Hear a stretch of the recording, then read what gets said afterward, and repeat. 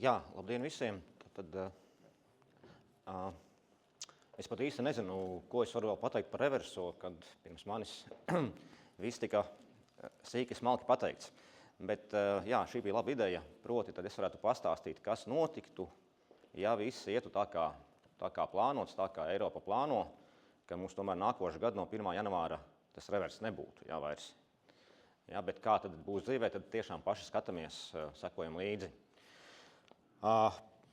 Es varbūt sākšu ar atgādinājumu. Atceraties, mums bija revers būvizstrādājumiem un sadzīves tehnikai 18. un 19. gadā, kurš arī nebija ar Eiropas komisiju saskaņots, un no 20. gada viņš tika atcelts. Bija problēmas kādam? Es teiktu, ka nē, vai ne? Bija darījumi, kas bija pirms tam reversajā kārtībā, pēc 2 gadiem viņi atgriezās vispārīgajā kārtībā. Tieši tas pats, es domāju, būs tad, vai nu nākošais gadu, vai kaut kad vēlāk, kad arī būs atcelts tas revers kokmateriāliem. Proti, par praktiskajām lietām. Tātad, pieņemot, ka no nākamā gada 1. janvāra revers kokmateriāliem ir atcelts. Tātad, ja mēs šogad veicam avansa pilnu apmaksu saskaņā ar rēķinu, bet kokmateriāla piegāde vai pakalpojumi, kas ir minēti PVN likuma 141. pantā, faktiski tiek veikti nākošais gadu. Piemērojam reverso kārtību, jo avans ir darījuma brīdis, tad, kad viņš ir samaksāts. Otrais variants varētu būt. Avansu mēs samaksāsim nākošais gadu, bet pats avansa rēķins būs jau izrakstīts šogad. Šitiem bišķi problēmas, jo kas sanāk? Rēķins ir šogad izrakstīts reversajā kārtībā, bet avans apmaksāts ir nākošais gadu, darījuma brīdis ir nākamais gads. Būs jālabo rēķins, un jāatraksta viņš ar 21% likmi. Varbūt tāds variants vēl trešais, proti avansa rēķins ir izrakstīts šogad, apmaksāts 31. decembrī, bet nauda pārdevējam vai pakalpojumu sniedzējam ir ienākusi kontā 1. janvārī. Darījuma brīdis ir tad, kad tika veikta samaksa. Tātad darījumam būs revers. Tas nekas, ka dēļ bankas pārskaitījumiem tā nauda ienāca jau nākošais gadu tikai. Un vēl viens variants varētu būt tāds, ka darījums tiek dalīts. Pieņemsim puse naudas tiek samaksāta saskaņā ar rēķinu šogad, otra puse nākošais gadu. Tad katrai šai daļai piemērojam savu režīmu. Tā ir daļai, kas bija šogad samaksāta reversais, tā ir daļai, kas nākamgad 21% vispārīgajā kārtībā.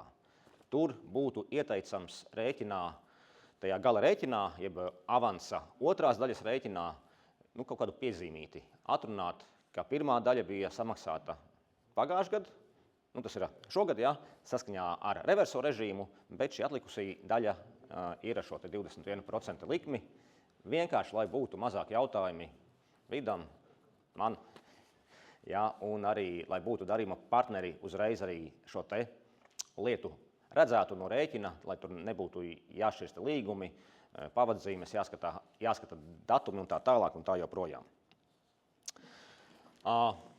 Vēl viena cita nianse, proti, ja šogad esam pārdevuši preci, kokmateriālus, un nākošais gadu viņi tiek atvesti mums atpakaļ.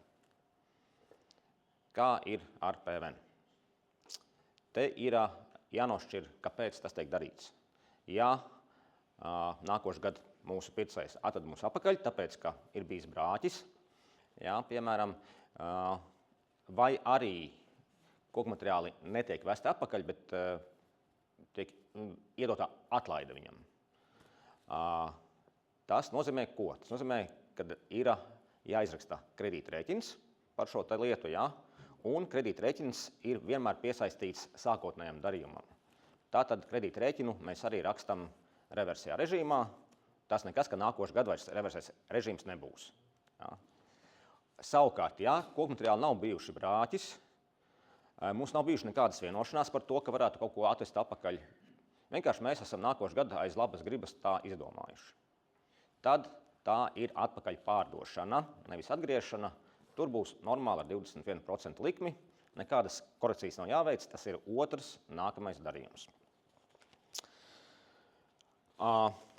Tas, ko es jums tikko stāstīju, ir no viena informatīvā materiāla, kas vairs nav vidu mājaslapā pieejams, bet viņš bija 19. gadā, tad, kad tika atcelts revers šiem te būvstrādājumiem un sadzīves tehnikai. Tā kā, ja jums šis materiāls kādam kaut kur mētājās datorā, ja, tad viss paliek tāpat, kā bija tad, tajā brīdī, kad vai nu nākošu gadu, vai vēlāk varbūt revers tiks atcelts. Ko līdz būs pieņemti grozījumi PVN likumā, galīgajā lasījumā, mēs šo materiālu tehniski nomainot būvstrādājumus un sadzīves tehniku uz vārdiem kokmateriāli, arī publicēsim mājaslapā mūsu. Kamēr nav grozījumi likumā, mēs neesam tiesīgi to darīt, lai kā jums to visiem gribētos, un arī varbūt man, lai būtu mazāk jautājumu. Vēl divas nianses, un tad es pieiešu klāt pie jūsu jautājumiem.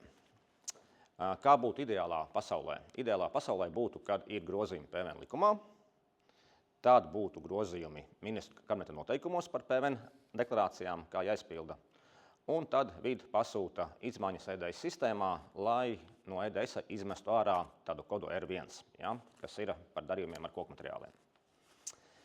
Ideālajā pasaulē tā būtu, bet mums nevienmēr ir ideālā pasaule. Tāpēc varētu būt tāda situācija, ka grozījumi PVN likumā tiek pieņemti, kaut kad gada beigās pieņemsim, un tīri tehniski nav iespējams paspēt veikt grozījumus MK noteikumos par PVN deklarācijām. Tāda situācija bija tajā 19. gadā. Tur gan grozījumi bija maijā likumā, bet noteikumi bija izgrozīti, man liekas, decembrī kaut kad sākumā.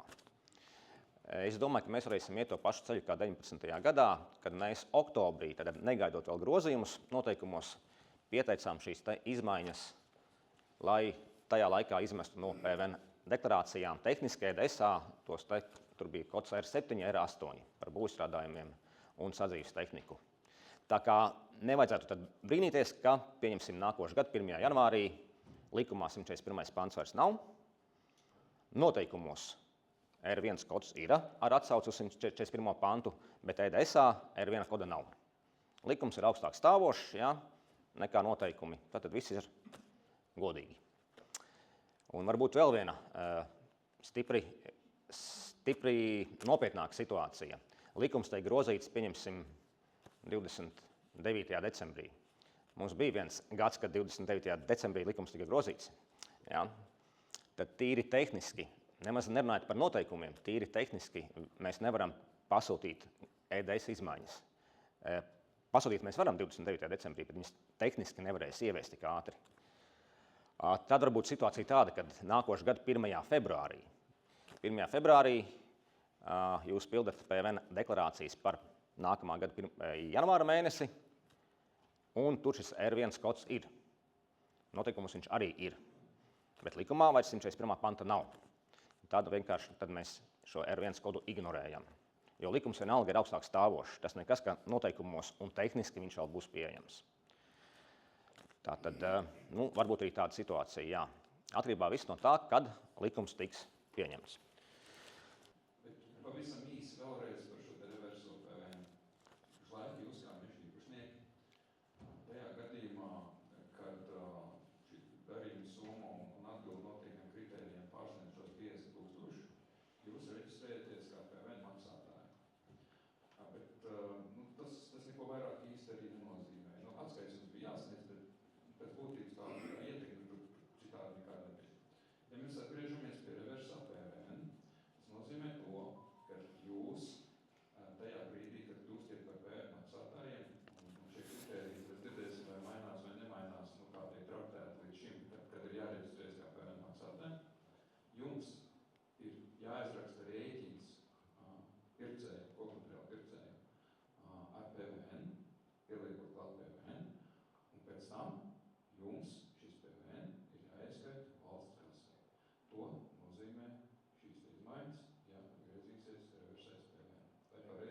Jā, tieši tā. Tad īsiem vārdiem tā kā pašlaik, ja jūs papildus kaut ko vēl koku materiāliem, es ceru, ka jā, teiksim, pārdodat, nezinu, kaut kādus instrumentus, ja, kas jums vairs nav vajadzīgi, nezinu, pērkat skrūves, pērkat degvielu, ja, kur nav reverses. Tad tieši tāpat, kā jūs pārdodat pašlaik nereversās preces, tāpat būs arī tad, kad reverss tiks atcelts ar koku materiāliem un pakalpojumiem. Un tieši tas pats arī ar iegādi. Ja jūs pašlaik saņemat preces vai pakalpojumus reversajā kārtībā, bet degvielu, piemēram, vai nomas pakalpojumus saņemat vispārīgā kārtībā, tad tieši tas pats būs arī tad, kad reverss tiks atcelts. Tur nebūs jaunas rindiņas, jaunas kārtības, tie būs tādi paši darījumi kā visi pārējie Latvijā, kuriem nav iekšzemes reversa. Vēl tikai viena piepilde. Mums ar Kristapu bija tikšanās ar Finanšu ministriju, un tur parādījās arī tāds droši vien ideālais variants gadījumā, ja reversais PVN atjaunojās, ka tomēr varētu būt kaut kāds hibrīdais reversais PVN kokmateriāliem, respektīvi šo te PVN valsts kasē tomēr iemaksā nevis pārdevējs, meža īpašnieks, bet pircējs. Tāda saruna bija, tas droši vien būtu tāds ideālais, bet tur izmaiņas droši vien nepieciešams normatīvā arī. Tā bija viena saruna tikai ar Finanšu ministriju, kas laikas ir bijis. Paldies. Labi, tad jautājumi, kas man bija iesūtīti. Pirmais jautājums, tātad vai ir gaidāms kādas izmaiņas kārtībā, kā privātpersonas realizē cirksmes un kokmateriālus. Tas, diemžēl, nebūs mana kompetence, jo tas ir jāprasa likumdevējam. Es pat nedrīkst neko par šo teikt, bet es jums varu pačukstēt, es neesmu neko dzirdējis. Otrs jautājums. Kāda būs jaunā PVN maksāšanas kārtība? Cik reāli ir tas, ka tiks atcelta vai pagarināta reversā maksāšanas kārtība? Tātad par pirmo jautājumu es jau tikko atbildēju, ja, būs tāpat kā benzīnam, instrumentiem, nomas pakalpojumiem, un vai tas tiks vai netiks atcelts vai pagarināts. Pirms tam Kristaps, ja, man liekas, es tur neko nevaru pat piebilst. Ja. Jums tika dot informācija, kad ir iespējami visādi varianti. Ja. Tā, nākamais. Ja. Nākamais jautājums. Tātad ir viens ciršanas apliecinājums, viens līgums, darījuma summa virs 60 000 eiro. Pircējs maksā sākuma avansu, pārējo pēc tam, varbūt 3 maksājumi, ja, vai arī ir 2 vai 3 ciršanas apliecinājumi, bet viens līgums, darījums ir 60 000, viens maksājums, un vai starpība vai ir 2 maksājumi. Atbilde uz abiem šiem jautājumiem principā ir... Es sākumā atbildēšu uz trešo jautājumu, ja, uz to trešo punktiņu. Tātad es saprotu, ka runa ir par personu, kas nav PVN maksātājs. Ja. Ir jāskatās, vai šis viens darījums tiek veikts vai netiek veikts saimnieciskās darbības ietvaros un saimnieciskā darbība PVN likuma izpratnē. Ja netiek veikts, nav starpības, cik maksājumi, PVNs tur nebūs. Ja tiek veikts, tad no 5 000 eiro, ja neesam pirms tam reģistrējušies, ko es iesaku silti darīt, ja, tad ir jāmaksā PVNs. Otrais, jeb pēdējais punktiņš, te gan ir vienkāršāk. Te nav jāskatās, te ir 2 vai 3 apliecinājumi ciršanas. Ja.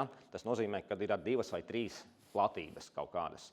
Te mums ir jāskatās, vai tas ir vienā mežā, vienkārši viena meža vienā galā viens, otrā galā otrs, bet tas ir viens mežs pēc būtības. Tad varētu arī teikt, ka tur PVNs nav, jo tas tomēr ir viens darījums vienā mežā. Ja tie ir atsevišķi meži, tad PVNs tur ir. Tad no 5 000 ir jāmaksā PVNs, un atkal nav starpības, cik ir maksājumi. Nākamais jautājums baigi garais, es varbūt nelasīšu, ja? Es uzreiz tad pēdējā punktiņa atbildi. Vai man ir jālasa priekš ieraksta, kā ir? Izlasīt. Ok. Tātad par šo lietu es sapratu, tad te ir jau skaidrs, ka cilvēks veic saimniecisko darbību, un PVN likums neparedz, ka persona, kura jau veic saimniecisko darbību, varētu nodalīt dažādus darbības veidus no kopējās darbības šī likuma izpratnē ietvaros. Tāpēc atbildu šo jautājumu ir jāmaksā PVNs no šīm te ciršanas apliecībām. Tas nekas. Limits nav sasniegts. Tā, tur ir 10 000 un tur ir 20. Jā, ok, malaci, paldies. Tātad, ja 50 000 eiro nav sasniegts, tad nav jāmaksā PVNs. Ja ir, tad ir jāmaksā gan par to ciršanu, gan par to pārējo darbību, protams, ja tā ir ar PVN apliekamie darījumi. Un tas laikam ir, tas laikam ne, bet tas ir pirmspēdējais jautājums. Tātad, te ir jāskatās, uz šo pēdējo jautājumu, ir jāskatās, kas tas ir par zemes īpašumu, kas par dzīvokli, kā tie tika lietoti, lai varētu konstatēt, ir vai nav saimnieciskā darbība. Te var būt visādi varianti, jo ir pārāk daudz nezināmo.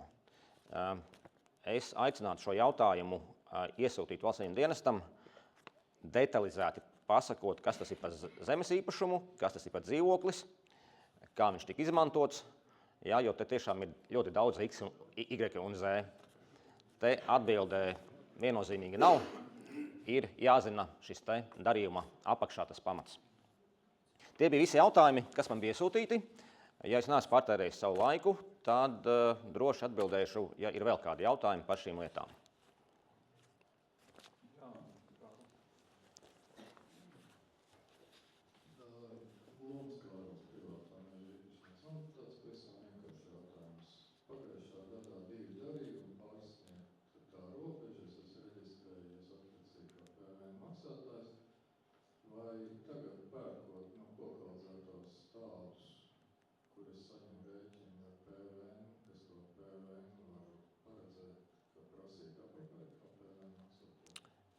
Jā, tas saucās priekšnodokļa atskaitīšanas tiesības. Ja jūs šos stādus izmantosiet priekš nākotnes ar PVN apliekamiem darījumiem, ja, tad kaut kas izaugs, ko jūs pēc tam ar PVN pārdosiet. Ja.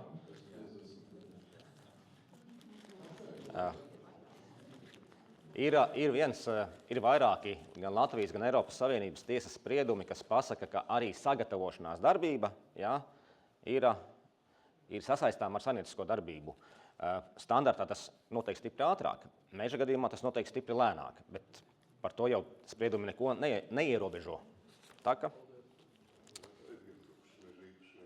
Jautājums par summu 50 000. Ja? Reversais maksājums skaidrs 50 000 plus PVN. Un kas tagad? Tad tie 50 000 būs plus PVN vai jau kopā ar PVN 50 000? Lai reģistrētos par saimnieciskās darbības veicēju vai par PVN maksātāju? Labi, PVN maksātāju. Tīrā darījuma vērtība bez PVN. Bez PVN, skaidrs. Tagad tur nekas nemainīsies par summu.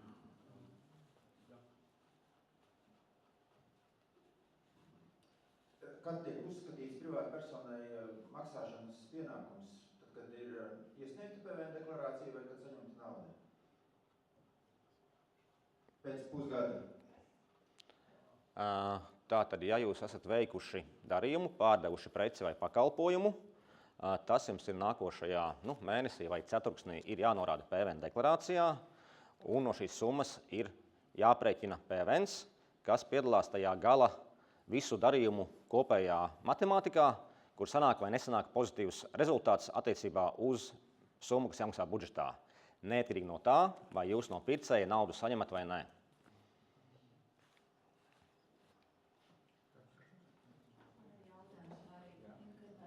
Par jauno kārtību un par cirsmu pārdošanu. Ir cirsmu pārdošanas veids pēc iznākumā, respektīvi pārdodot cirsmu, tik veikts prekalk vai aprēķins par kopēju iznākumu no cirsmu realizācijas un cirsmu īpašuma tiesības tiek nodotas tajā brīdī.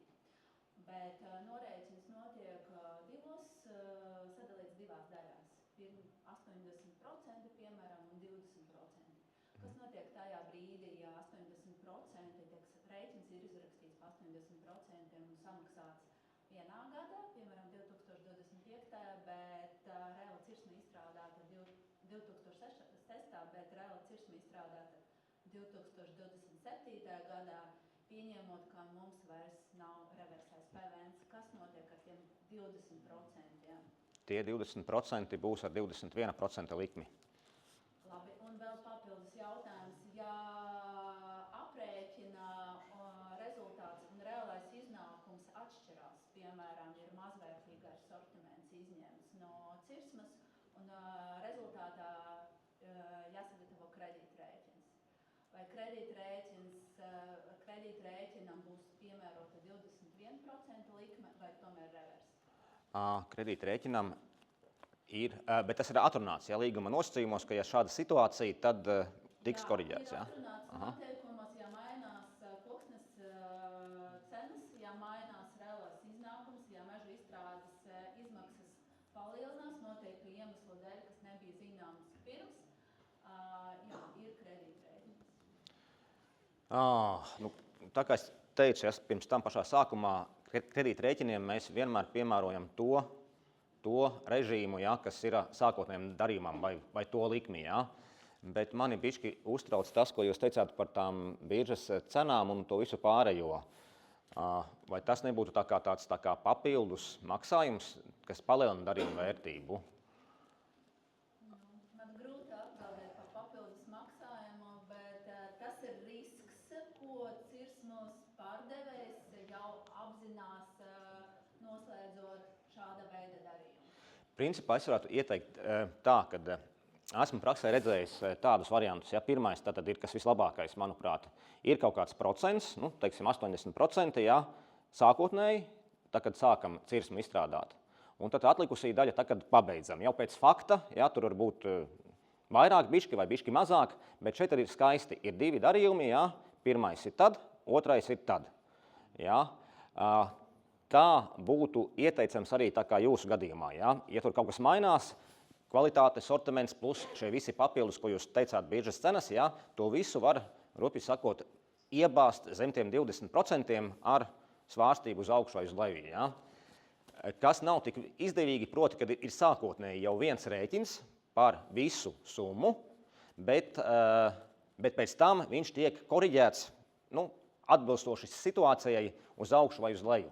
Tad šis pirmais rēķins, ko nozīmē, ka viņš ir bijis nepareizs. Tad viņš ir jāanulē un jāžasta viņa vietā jauns rēķins ar to gala variantu. Jālabo tā pirmā rēķina PVN deklarācija. Lai no šitā visa izvairītos, labāk ir šie te sadalītie maksājumi, ja, pirmajā viens un otrajā atlikušais un pēc fakta vēl, kas ir vajadzīgs. Tad tas pirmais rēķins nav jāiztiek, nav jālabo, nav arī jālabo tā pirmā rēķina PVN deklarācija.